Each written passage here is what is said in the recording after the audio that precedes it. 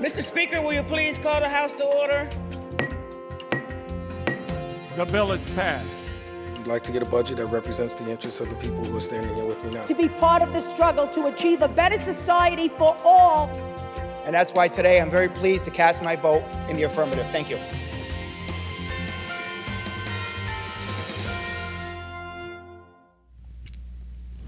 Hello and welcome to Assembly Update. I'm Liz Koenig. Disabilities Awareness Day was recently held here at the state capitol, and to recognize the day, the State Assembly passed a number of bills that included measures to expand disability rights and ensure access to critical resources. And joining me now to discuss this package of legislation is my guest, Assemblyman Angelo Santabarbara, who represents the 111th Assembly District, Albany, Schenectady, and Montgomery counties. Thank you very much for coming in today. Hi, Liz. Great to be here. Always good to see you. Now, you also chair the Assembly Subcommittee on Autism Spectrum Disorders, which was part of the Disabilities Awareness Day as well. So first I want to talk a little bit about the legislation and why the day is so important. Well, we talked about a number of awareness days that we have here at the Capitol, and I have a lot of them in my district as well. And they're very important these days because they number one, they bring people together. So on our Legislative Disabilities Awareness Day, it's just that. It's bringing awareness to disabilities that all New Yorkers face, whether it's autism, whether it's some form of physical disability, or whatever the case may be. It's important that we have the conversations, that we bring people together, and we talk about personal experiences, but we also talk about solutions. We talk about the challenges that people encounter, whether it be in the workforce or whether it be out in the community or even at home. In some cases, some of the bills addressed some of the challenges that people are facing in their very own homes with accessibility and a number of other items. So this package of bills is put together for this day.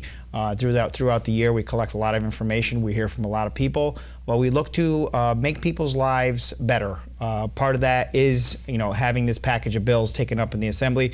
We talk about the unique challenges that people face, and it's important that viewers and people that have disabilities, that they share your challenges. That's how we come up with solutions. That's how we look for solutions, because having disabilities should not prevent you from realizing the American dream. That's the important message that we were able to deliver, and this is an annual event, so it's not something new to the state capitol. The number of bills that were in this package was quite a number of bills, but they were all good bills. But they're all meant to make sure that people are treated with respect and equality, to make sure they have rights and privileges that all people have. And also the opportunities to live healthy, independent lives. So we'll talk about that. Some of the bills that were passed. There's a number of bills that ensured that people have the resources to make sure they can chase the opportunities that they want to engage in, and also, it's not just about talking about the challenges. It's also about celebrating the achievements, their contributions, celebrating stories of independence. So the day was very important for a lot of New Yorkers. The well here in the legislative office building was well attended. It was full. We got to hear from a lot of New Yorkers, which is exactly what we wanted, because it furthers the mission of making sure everyone has the same opportunity and people are treated fairly. And one of those bills made a change to the New York ABLE Act. Can you talk about that? Yeah, I think we might have talked about the New York ABLE Act not too long ago on this show, or I know on my website I have some information about the NY ABLE Act that was passed several years ago. Actually, you know what? It was my podcast. But it's, again, the NY ABLE Act, the New York Achieving a Better Life Experience. So that's we shrink it down to NY ABLE, and it's a program that helps people with disabilities that want to take on employment.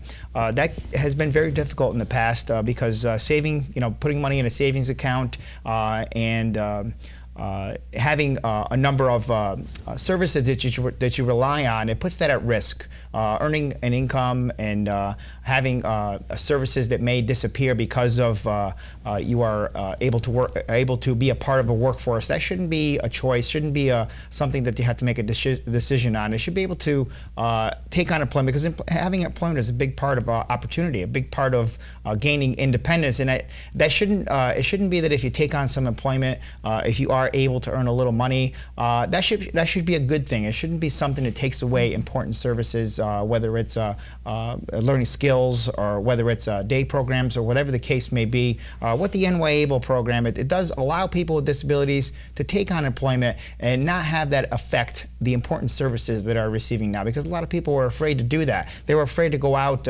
and take a job, whether it's a part-time job or even a full-time position in some cases. I often mention the Puzzles Bakery in downtown Schenectady that employs people on the spectrum, people with autism. They shouldn't be excluded from taking positions like that. And these are skills. My son's in a cooking program right now. My son Michael, and he's learning to cook and do things. And maybe someday he's going to take a job. But he also has important services that are essential to his well-being. So you wouldn't want him to take a job if it puts those services at risk or somehow disqualifies him, because certainly he needs them. What the NY-ABLE program changes all that. So that's been in effect for a little while, for a couple years now, and we just talked about it on my podcast, as I said, and it allows you to earn money, put it into a specialized bank account. It also allows parents to contribute, grandparents to be able to give money to their grandkids, make a gift to, and treat everybody the same and not have people be left out. And they're able to use that for a number of disability-related expenses. So it's important that we continue that program. So the program was established. What this bill did actually is it expanded that program, because it was actually quite limited. So what this program did is it expanded the maximum account balance to be equal to the federally authorized level, same as the 529 college savings plan, for those that are familiar. So that will adjust by itself without us having to do any further legislation on this, so that it's an amount that fluctuates, because times change and things end up costing more or whatever the case may be. So having this bill as being a part of this package expands that, but also expands opportunities for people. As I mentioned, the Puzzles Bakery. My son's taking classes in cooking, so I look forward to maybe someday for him to have a job at a place like Puzzles Bakery that offers opportunities for those with disabilities. So that was an important bill that was part of this package. There was a number of bills, but that was a pretty significant bill that expands that very important program for a lot of New Yorkers that rely on it.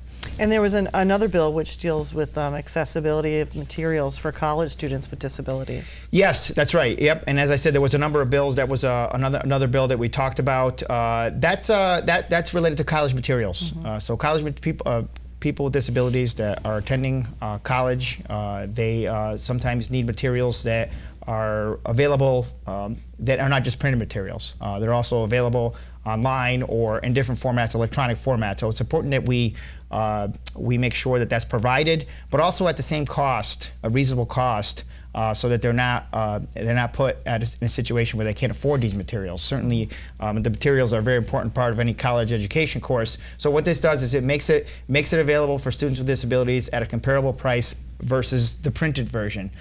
So if it's something that a student needs to access electronically, my son accesses a lot of information electronically. He has a pad that he uses, and he's used to using that. So any materials we would have to purchase for him would have to be in an electronic format. So what this does is it actually reauthorizes a law that's a current law and had to be extended. So we did that with this bill, and requires the publishers to provide those materials to make it accessible for the students with disabilities. So we want to make sure that everyone that's attending college has the opportunity to do so, but also has the material, so they're not put at a disadvantage. That's something that's it's been very effective. So putting this bill in this package and making sure that that we carry on these provisions was important to especially the college students, and sometimes it's even older students that are going back to college for the first time, maybe getting through high school or whatever, or taking a course that could be a cooking class, could be any number of classes that could be maybe not part of a curriculum, but a class that they'd like to take.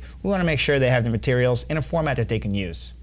Now tell me about the bill that would reestablish the Office of Advocate for People with Disabilities. Yep, and again, there's a number of bills, and this is we're going to talk about. We're not going to talk about all of them here because there's too many of them to talk about. But that is an important one, and people that want to look at the entire package can look at my website, and they can see the additional bills that maybe we don't have time to talk about on here. But that measure that you talked about reestablished the Office for Advocate for People with Disabilities. So this office serves as an advocate for people with disabilities. It's a very important function. They make sure, the people that work in this office make sure that people with disabilities are afforded all the rights that other citizens are afforded. And it's important that we carry that on because we're talking about opportunities in our community. So sometimes you need an advocate on your behalf, and whatever the case may be. You know, my son has a disability he's affected by autism. He sometimes can't speak for himself.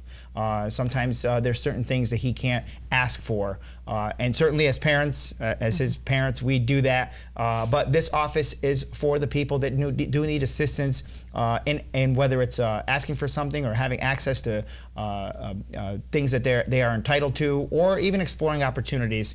This office makes sure that they have the opportunity to live an independent life, to live in their own community, and that they preserve those rights and make sure there's somebody out there advocating for them, someone that's being a voice for them. And in some cases, as I said, some cases like my son who really can't speak, or doesn't have the verbal language or the verbal skills, or whatever the case may be, this is an office that's going to be able to fight for people with disabilities. It's important that we have them advocate in our local communities. A lot of these things happen at the local level, so we want to make sure that there's people there to understand the needs, but also understand that people need help advocating for those benefits that they're entitled to.